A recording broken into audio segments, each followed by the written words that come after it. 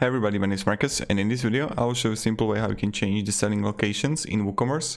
So let's start. The first thing you want to do, you just want to be in WordPress, then just click Woocommerce here and go to settings.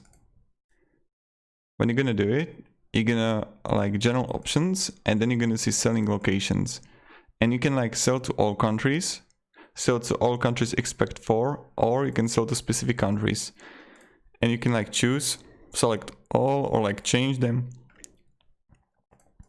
It's like up to you. So you can also still sell to countries except for American Samoa, whatever. So this is how you can change your selling locations.